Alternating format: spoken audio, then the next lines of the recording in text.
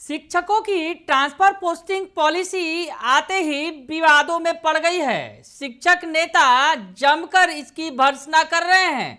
Policy उन्हें मंजूर नहीं है किसी भी कीमत पर। नमस्कार, दर्शन न्यूज में आपका स्वागत है। मैं हूं अनुराग।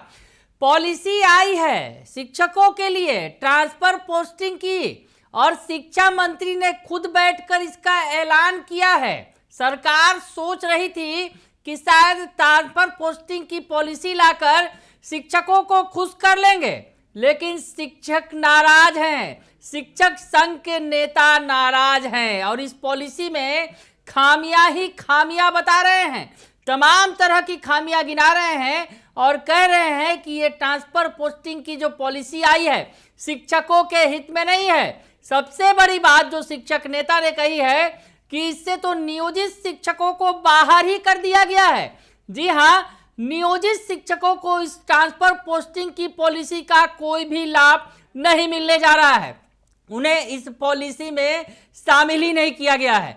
यानी जो नियोजित शिक्षक सक्षमता परीक्षा पास कर विशिष्ट शिक्षक बनेंगे उन्हें लाभ मिलेगा।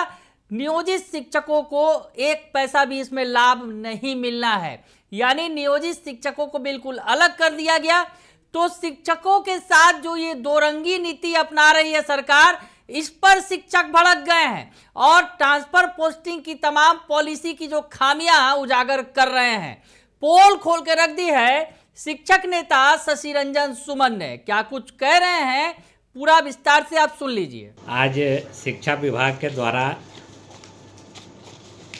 स्थानांतरण और पदस्थापन को लेकर जो नीति बनाई गई है, यह नीति बिहार के शिक्षकों के सभी कोटि के शिक्षकों के लिए बनाई जानी थी। परंतु दुर्भाग्य है कि इसमें स्थानीय निकाय में जो नियुक्त शिक्षक हैं उनको इस स्थानांतरण और पदस्थापन की जो नीति बनाई गई है उससे दूर रखा गया है, जो सरकार का यह सौतेलापूर्ण व्यवहार दर्शाता है। इस स्थानांतरण की नीति में भी खुशी कम और गम ज़्यादा है। जब इसको बारीकी से देखेंगे हमारे शिक्षक साथी, तो निश्चित रूप से इसमें खामियां ज़्यादा है और खुशी कम है। खुशी कम है, पहले मैं खुशी पे ही चर्चा कर दूं तो जो बीपीएससी के साथी हमारे आए हैं दूसरे ज़िलों से, वैसे शिक्षकों को महिला शिक्षिकाएं जो हैं उनको अपना गृह जिला गृह प्रखंड भी मिल सकता है। परंतु जो हमारे पुरुष शिक्षक साथी हैं उनके लिए जो क्राइटेरिया फिक्स किया गया है, अनुमंडल की बाध्यता दी गई है, यह कहीं ना कहीं आने वाले समय में भी, अभी तो शुरुआती दौर में लगता है कि हमको ज़िला मिल गया, लेकिन बिहार में ऐसे कई ज़िले हैं जिस पर शिक्षा विभाग जो है दिमागी कसरत नहीं की है। उदाहरण के तौर पे मैं बताना चाहता हूं कि जो शिक्षक बांका जिला में पोस्टेड होंगे बीपीएससी के बहाल या जो विशिष्ट शिक्षक बनने वाले हैं, तो बांका जिला में आपको बता दूं कि ये एकमात्र अनुमंडल है और उस अनुमंडल के तहत 11 प्रखंड है। अब बताइए, जो शिक्षक शिक्षिकाएं दूसरे जिला में कार्यरत हैं वो बांका जाएंगे और उनको अपना अनुमंडल छोड़ के जाना होगा, तो क्या ऐसे में उनका पदस्थापन बांका जिला में संभव है?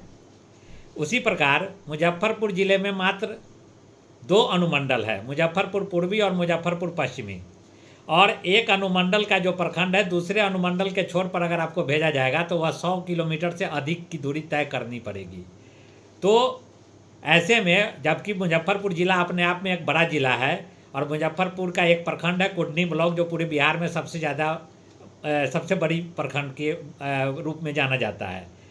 भागलपुर कर ले लीजिए, भागलपुर सदर अनुमंडल, कहलगांव और नवगछिया 3 अनुमंडल है वहाँ, और एक अनुमंडल से जब भागलपुर सदर अनुमंडल के शिक्षक को जो बाध्यता दिया गया है कि अपने अनुमंडल को छोड़ के जाना होगा, तो ऐसे में उनको 40-45 किलोमीटर दूर ही कोई अनुमंडल में जाना पड़ेगा। तो यह निश्चित रूप से इस पर नहीं ढंग से काम किया गया है और यह अनुमंडल वाली बाध्यता जो है यह सरकार क्या समझ के की है, यह सोच से परे है। जब गुणवत्तापूर्ण शिक्षा की बात होती है तो इसमें अनुमंडल और परमंडल और ये क्या बाध्यता है? अगर सरकार को लगता है कि अपने प्रखंड और अपने पंचायत में शिक्षक नहीं पढ़ाते हैं तो ऐसे में सरकार को प्रमंडल ही चेंज कर देना चाहिए, लेकिन उसके साथ सरकार को 9300 का जो मूल वेतन है वो सभी शिक्षकों को दे। सरकार जो हमारे बीपीएससी के साथी हैं या जो विशिष्ट बनेंगे उनके साथ भी नाइंसाफ़ी कर रही है। हम नियोजित शिक्षक के रूप में थे तो हमको स्थानांतरण देने में सरकार को आज 17-18 साल का समय बीत गया, और जब 2020 की नियमावली लाई गई उसमें एक बार नियम को शिथिल करते हुए अंतर जिला स्थानांतरण की बात कही गई और शिक्षक 4 साल से बाट जोड़ रहे हैं। बिहार विधानसभा में भी माननीय मंत्री चंद्रशेखर जी के द्वारा सॉफ्टवेयर तैयार करने की बात कही गई थी। आज 2 साल से अधिक समय बीत चुका है, सॉफ्टवेयर तैयार नहीं हुआ, और निश्चित रूप से अभी भी जो स्थानांतरण की नीति बनी है यह भेदभावपूर्ण है, और इस नीति को लागू करने में मुझे नहीं लगता है कि सरकार दिलचस्पी लेगी। यह एक आनन फानन में एक टालने वाली प्रक्रिया के तहत डाल दिया गया है, और दुख तो तब होता है जब बिहार के शिक्षा मंत्री माननीय महोदय का बयान आ रहा था कि पदस्थापन दिसंबर में करेंगे, क्योंकि बच्चों की पढ़ाई बाधित नहीं हो। अब माननीय को कौन बताए कि दिसंबर माह में क्या बच्चों की पढ़ाई नहीं होती है? तो ये सब जो बयान बाहर निकल के आता है यह कहीं ना कहीं आशंका पैदा करता है कि हमारे ये जो पदस्थापन की जो बात सरकार के और विभाग के द्वारा कही जा रही है यह कहीं टालने की स्थिति में हो, और यह जब बच्चों की पढ़ाई बाधित नहीं होगी तो यह सत्र की समाप्ति के बाद ही संभव होता दिख रहा है। तो ऐसे में कुल मिला के यह जो स्थानांतरण की नीति है इससे बहुत ज़्यादा उम्मीद शिक्षकों को नहीं होनी चाहिए, और सरकार की जो नीति है कि यह प्रखंड, अनुमंडल और यह जिला बदर करने की, तो आप बेशक बदर कीजिए, प्रमंडल स्तर पे बदर कर दीजिए, तिरहुत प्रमंडल के शिक्षकों को पटना प्रमंडल में भेज दीजिए, लेकिन साथ ही उनको जो उसका वाजिब हक है 9300 का मूल वेतन वह भी आप दीजिए, और बिहार के किसी कोना में पदस्थापित कर दीजिए।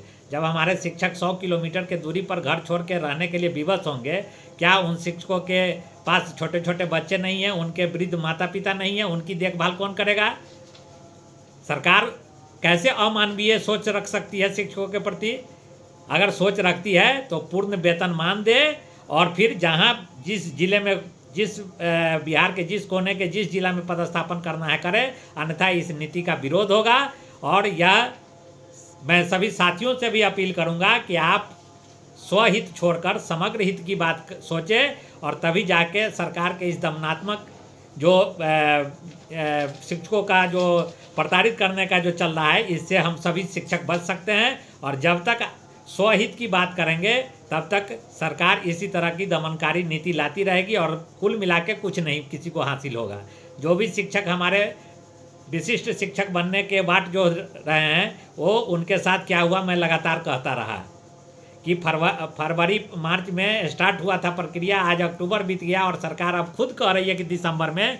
तो आप उम्मीद लगा सकते हैं कि जो प्रक्रिया जिस सिलसिले से चल रहा है या अगले साल भी अगर हो जाए तो गनीमत समझिए। धन्यवाद। तो सुन लिया आपने कि शशि रंजन सुमन क्या कुछ कह रहे हैं। शशि रंजन सुमन तमाम खामियां गिना रहे हैं और बता रहे हैं कि सरकार ने जो ये ट्रांसफर पोस्टिंग की पॉलिसी लाई है बिल्कुल ही बेकार है, बेबुनियाद है। उनका कहना है केवल एक शब्दों में, सरकार अगर शिक्षकों को ऐच्छिक ट्रांसफर की पॉलिसी लागू कर दे तो ये तमाम कवायद बेकार है। यानी शिक्षकों के लिए शिक्षा विभाग ने बीरबल की खिचड़ी पकाई, 3 महीने से ज्यादा का वक्त लगाया, खिचड़ी जब पक के निकली है तो वो फीकी नजर आ रही है। शिक्षकों को इसका स्वाद नहीं भा रहा है और कई शिक्षक संघों ने भी इसकी खुले शब्दों में आलोचना की है। वैसे में अब आगे आगे देखिए होता है क्या, पता चलेगा कि ट्रांसफर पोस्टिंग की पॉलिसी लागू होने के बजाय कोर्ट में चली गई और मामला फिर से अटक गया। लगता तो यही है। बने रहिए दर्श न्यूज के साथ, तमाम खबरों से आपको अपडेट रखेंगे। फिलहाल के लिए इतना ही, धन्यवाद।